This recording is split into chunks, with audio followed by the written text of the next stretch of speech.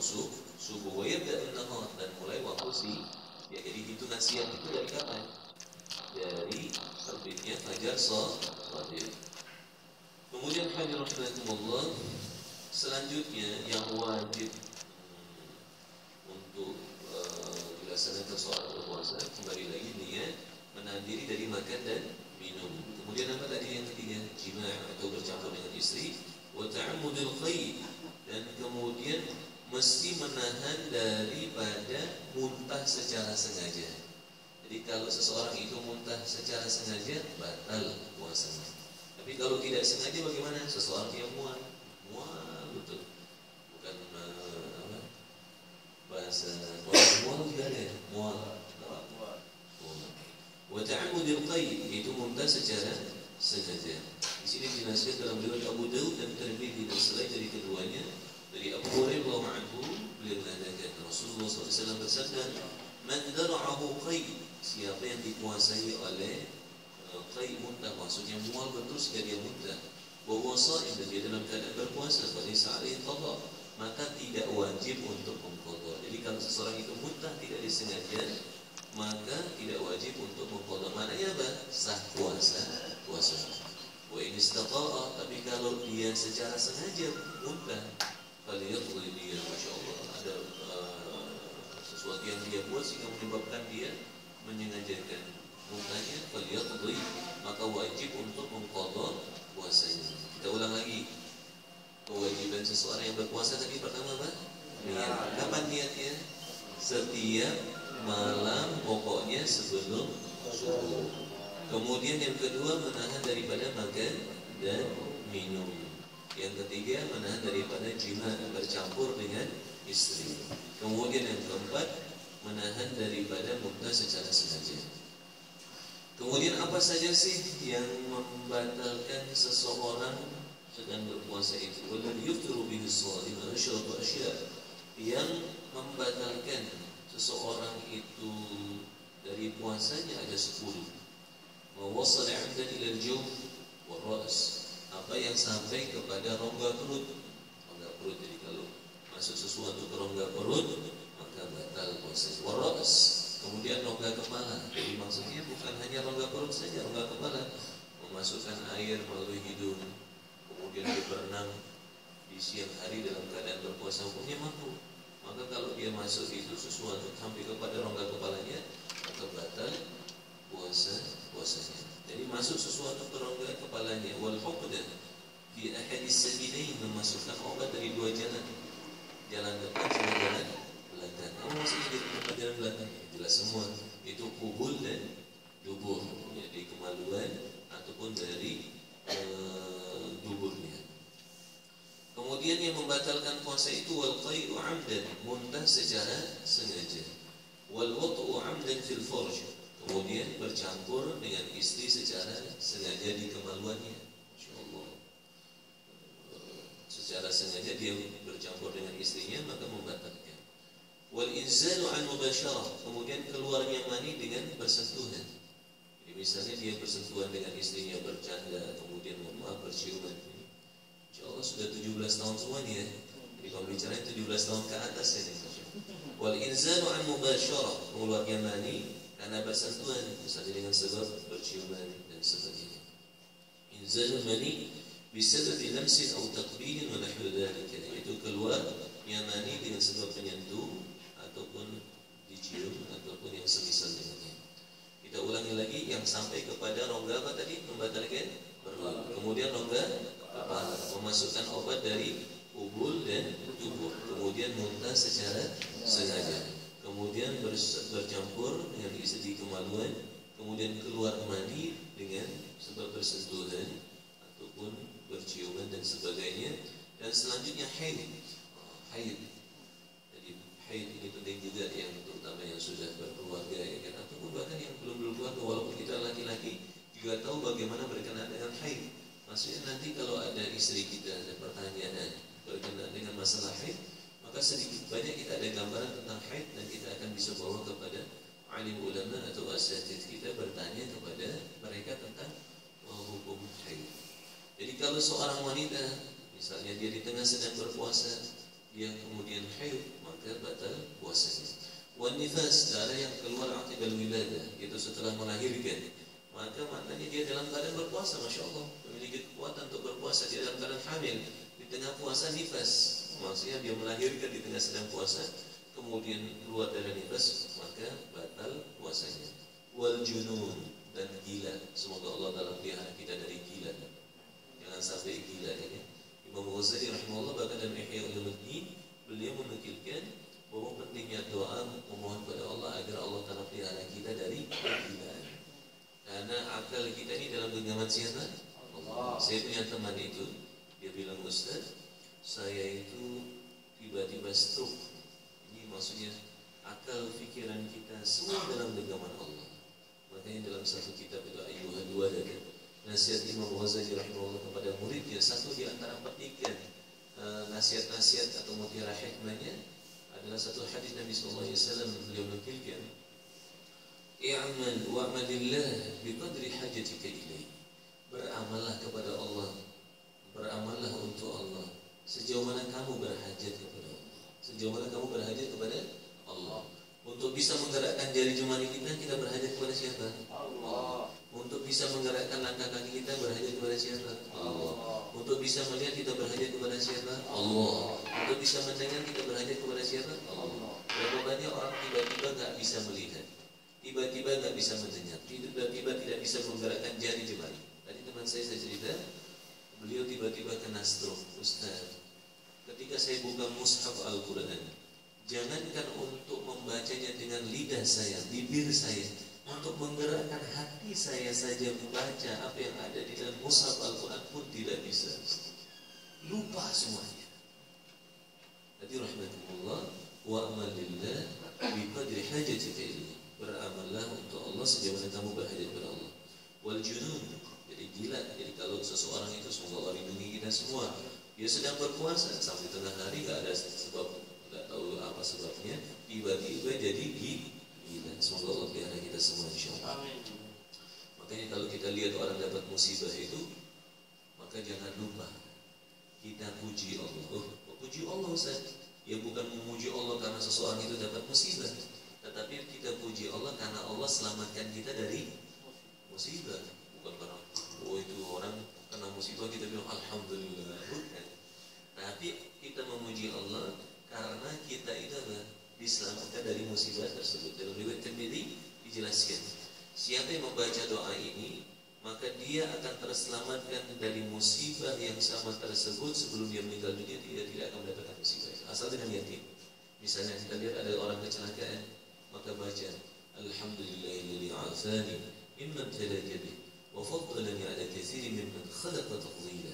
Maka siapa membaca doa ini ketika dia mendapati seseorang itu terkena musibah, Allah akan selamatkan dia dari musibah tersebut sehingga dia tidak akan ditimpa musibah tersebut. Makanya kalau kita lihat apa saja jangan lupa puji siapa? Allah. Lihat anak kita yang ganteng, tampan, lucu, maka jangan lupa puji Allah. Masya Allah, la quwwata illa billah. Mobilnya enak di bawah, kita bilang Masya Allah, la quwwata illa billah. Kemudian kita kerjaannya enak nih, ringan, kita bilang apa? Masya Allah, la quwwata illa billah. Alhamdulillah kita bisa beli masjid. Jangan kita katakan wah ini karena uang kita yang ada, karena kita memiliki kemampuan kita bisa beli masjid. Tapi katakan apa? Masya Allah, la haula wala quwwata illa billah. Jadi wal junun wal riddah. Kemudian membatalkan puasa itu adalah murtad. Allahu Akbar. Semoga Allah Ta'ala pelihara iman kita semua, jangan sampai keluar dari Islam. Saya sampaikan di kunjungan kisah saya itu, iman itu adalah kekayaan yang paling berharga. Bagaimana kita pelihara iman kita, jangan sampai kita menjual iman kita dengan sesuatu yang sedikit. Karena iman itu bayarannya mahal. Seseorang yang imannya sebesar zarrah, satu partikel yang kecil saja, Allah Ta'ala akan siapkan surga yang besarnya 10 kali lipat dunia. Berapa kali lipat dunia? 10 kali lipat dunia. Itu nilainya, luasnya saja itu. Luasnya, kalau nilainya bagaimana? Oh, nilainya tak bisa dibandingi. Kalau tanah yang ada di Harmoni itu satu Sudirman, kemudian tanah yang ada di pedalaman Kubu, katakanlah di Jambi sana, di Sumatera, kemudian tidak ada orang yang tinggal di sana, kemudian tidak ada sumber daya alam, itu harganya sama atau beda? Beda. Mahal sekali kalau sudah di Sudirman sana. Maka begitu juga tempat di dalam surga itu luasnya 10 kali lipat dunia, tapi mawdi'u sautin fil jannah khairun min ad-dunya wa fiha. Seukuran katakanlah tempat meletakkan cemeti, itu dalam syarah hadisnya jelaskan 2 meter saja, seperti 2 meter lebih kurang itu. Itu 2 meter di surganya Allah Ta'ala itu lebih berharga daripada dunia beserta isinya. Masya Allah. Bisa katakanlah 1 meter di Tamrin itu bisa banyak, kita bisa beli apa-apa.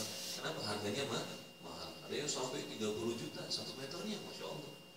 1 meter saja 30 juta bisa beli apa? Kalau di Indonesia beli motor ya kan? Bisa beli motor 2. Ya. Kalau kita tanahnya tadi 2 meternya di kuku, bisa aja beli apa? Mungkin bisa belinya apa? Cuma makanan-makanan aja ya kan?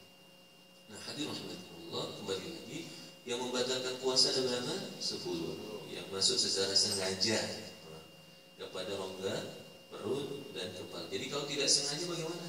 Ustaz, saya sudah makan 2 piring, lupa, batal nggak? Nah, walaupun 2 piring juga nggak batal. 3 piring bagaimana? Sama, nggak batal. Kemudian hadirin rahimakumullah, tapi syaratnya kalau lupa, kalau sengaja itu ya, nggak usah ditanya, nggak usah 2 piring, sedikit aja sudah membatalkan. Kemudian memasukkan obat daripada 2 jalan, yaitu kubur atau dubur, muntah secara sengaja, bercampur dengan istri secara sengaja. Nah, kalau tidak sengaja bagaimana? Bercampur dengan istri nggak sengaja di siang hari, batal nggak? Jadi bangun, dia siang tidur, bangun-bangun melihat istrinya itu kayak bidadari, dan lupa kalau sedang berpuasa langsung diterobos. Maksudnya dia bercampur dengan istrinya, maka bagaimana? Kalau tidak sengaja tidak membatalkan. Keluarnya mani dengan bersentuhan ataupun berciuman, haid, nifas, gila, dan murtad. Kemudian hadirin rahimakumullah, selanjutnya adalah apa yang disunahkan ketika kita berpuasa. Apa yang disunahkan ketika kita berpuasa? Kalau tadi apa yang membatalkan. Selanjutnya wayustahabbu fi shaumi thalathatu asya'. Disunahkan ketika berpuasa itu ada 3 perkara. Pertama, ta'jilul fitr. Puasa ya. Boleh izin ya, Masya Allah. Menyegerakan apa? Buka puasa. Subhanallah. Dalam bahasa Arab itu agama, kalau kita ya bahasa Indonesia itu dalam bahasa Arab disebut dengan din, apa? Ad-din atau dinun, agama. Jadi agama itu apa sebetulnya? Agama itu thariqatul hayat, jalan hidup, apa? Jalan hidup. Kalau bahasa Inggrisnya mungkin mau diluruskan kalau saya salah. Agama itu bahasa Inggrisnya way of life, way of life. Jalan hidup, thariqatul hayat, jalan hidup. Jalan hidup yang bagaimana? Jalan hidup yang sesuai dengan perintah Allah, dengan cara Nabi. Nah, satu daripada bagian agama itu menyegerakan buka puasa. Coba kalau kita pikir, dan bagusnya Masya Allah kata para ulama, menyegerakan buka puasa ini kita kasih jeda sedikit, jangan langsung, karena untuk berhati-hati. Kadang-kadang kita mesti betul-betul berhati-hati. Jangan terburu-buru, nanti khawatirnya belum masuk waktu maghrib. Sama seperti sholat.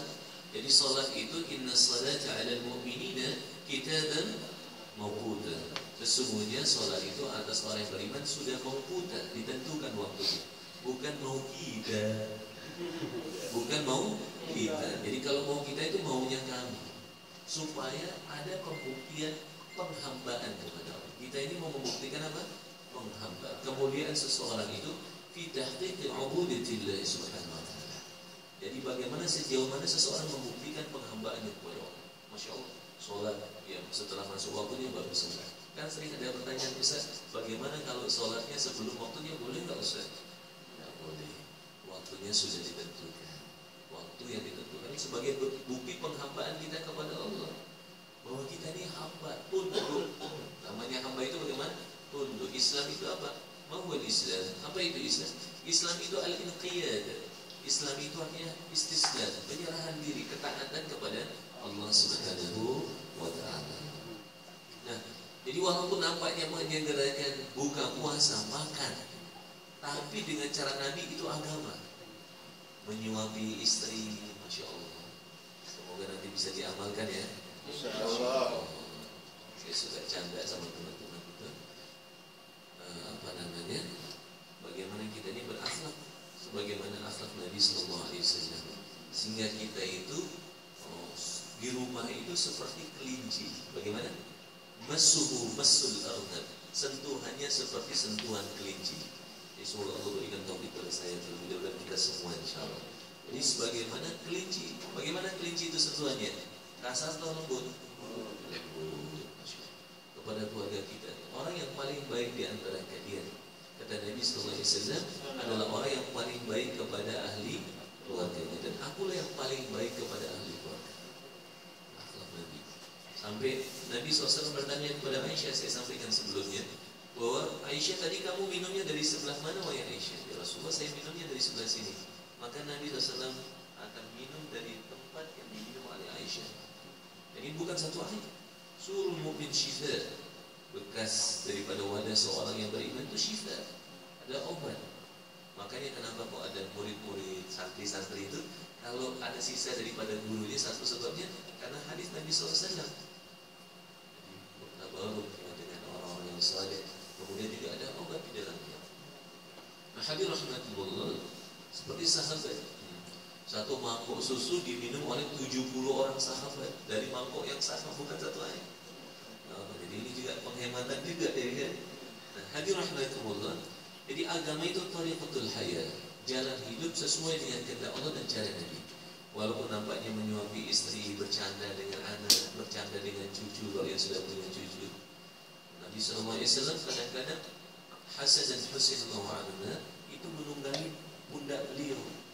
Maka Sayyidina Umar mengatakan, nikmatul matiyatul hadi, ini sebaik-baik tunggangan. Maka Nabi SAW bersabda, bukan begitu Umar, sesungguhnya dua orang ini adalah penunggang tunggangannya yang paling baik. Maksudnya Hasan dan Husain. Candanya Nabi SAW. Dan itu agama. Jadi agama itu tariqatul hayat, jalan hidup sesuai dengan kehendak Allah, cara Nabi. Makan dengan tangan kanan itu adalah tariqatul hayat, minum dengan tangan kanan, tidak dengan tangan kiri. Itu tariqatul hayat, jalan hidup. Itu adalah agama. Tapi kalau sesuatu itu walaupun nampaknya ibadah, tapi bukan dengan cara yang dikehendaki oleh Allah dan Rasulnya, bukan agama itu, bukan bagian ad-din. Misalnya puasa ketika Syawal, puasa ketika apa? Syawal tanggal 1 Syawal. Tanggal 1 Syawal itu apa? Maksudnya Idul Fitr. Jadi Idul Fitr dia puasa, malah tidak diterima oleh Allah. Ini penting sekali juga bagaimana kita mengetahui penanggalan Hijriah. Penting penanggalan Hijriah, Muharram, Safar sampai akhir. Kenapa? Hukum Islam itu berhubungan dengan apa? Bulan-bulan Hijriah. Saya tanya, 1000 tahun yang lalu kita puasa itu 1000 tahun yang lalu puasa itu di bulan Masehinya bulan apa? Ada yang tahu nggak? Tapi kalau ditanya lagi, 1000 tahun yang lalu kita penanggalan Hijriahnya kita puasa di bulan apa waktu itu? Ramadan. 100 tahun yang lalu Ramadan. 10 tahun yang lalu Ramadan. Jadi hukum Islam itu berhubungan dengan penanggalan Hijriah. Idul Fitr 1000 tahun yang lalu itu bulan apa ya? Syawal. Idul Adha ya bulan Zulhijjah, penanggalan Hijriah. Kalau saya tanya nih, teman-teman ini rata-rata ada nggak yang tahu penanggalan Hijriah? Jarang yang tahu. Biasanya yang tahunya penanggalan apa? Masih. Penting sekali untuk mengetahui penanggalan Hijriah. Misalnya berhubungan dengan haid, istihadah, itu juga berhubungan dengan penanggalan Hijriah. Kembali lagi. Jadi agama itu tariqatul hayat, yaitu jalan hidup sesuai dengan perintah Allah dan cara Nabi SAW. Jadi satu sunnah dalam berpuasa itu menyegerakan buka. Jadi bagaimana sunnah Nabi ketika buka? Masya Allah, bukanya Nabi SAW yaitu dengan kurma atau kalau enggak mie. Jadi nanti dulu empal gentongnya ataupun karedoknya nanti dulu, Masya Allah. Kalau dari Lombok mungkin ayam taliwangnya nanti dulu. Pertama kita sunnahnya bagusnya kita kurma atau ayam. Kalau mau biasanya kalau di sini mungkin pinginnya apa yang dingin gimana ya silakan aja nggak ada masalah. Tapi nanti makan besarnya karena konsentrasi kita setelah buka puasa untuk menunaikan sholat secara berjamaah. Kalau kita di masjid, alhamdulillah berjamaah di masjid. Kalau enggak kita buat di susah kita. Kumandangkan azan, supaya terdengarkan, diperdengarkan, ditinggikan kalimat Allah dimanapun kita berada. Insya Allah ya. Jadi yang pertama menyegerakan buka puasa. Dalam riwayat Bukhari, rawal Bukhari wa Muslim, Imam Bukhari dan Imam Muslim meriwayatkan an Sahl bin Sa'd radhiyallahu anhu dari Sahl bin Sa'd radhiyallahu anhu anna Rasulullah sallallahu alaihi wasallam qala Rasulullah sallallahu alaihi wasallam bersabda la yazalun nas bi khairin ma ajjalul fitr. Orang-orang itu masih orang Islam, umat Nabi itu tetap akan berada dalam kebaikan selagi menyegerakan buka puasa. Masya Allah. Jadi umat ini selagi menyegerakan buka puasanya, maka dia masih dalam kebaikan. Coba aja. Maknanya apa? Kalau buka puasa saja disegerakan, maksudnya disegerakan di sini sudah masuk waktunya, kasih jeda waktu sedikit segera langsung buka, maka dirahmatkumullah dia atau mereka atau kita umat Nabi Muhammad SAW tetap berada dalam kebaikan. Jadi kalau makan disegerakan saja ketika kita berbuka itu kurma ataupun air putih berada dalam kebaikan, apalagi sunnah-sunnah yang lain. Jadi ternyata kekuatan umat Islam itu kalau umat Islam melaksanakan sunnah Nabi SAW. Melaksanakan apa? Sunnah Nabi SAW. Jadi jangan sampai kita jauh daripada sunnah Nabi. Kekuatan umat Islam itu dalam sunnah Nabi. Dulu sahabat itu sampai, Masya Allah, mereka berbincang satu sama lain. Ini bagaimana nih? Kok umat Islam ini belum bisa membuka benteng musuh? Oh, mereka musyawarah. Mereka melihat apa nih kekurangan kita? Oh, ternyata satu sunnah Nabi yang masih kita belum amalkan. Beberapa di antara mereka itu siwak. Langsung mereka bersiap. Musuh melihat itu semua, oh, orang Islam pakai siwak, pakai apa itu kayu-kayu? Sekarang mereka bukan mengasah pedang lagi ya. Gigi mereka sudah diasah. Jadi akhirnya mereka pun menyerah dan kalah kepada orang Islam. Kenapa dalam sunnah Nabi itu ada kejayaan?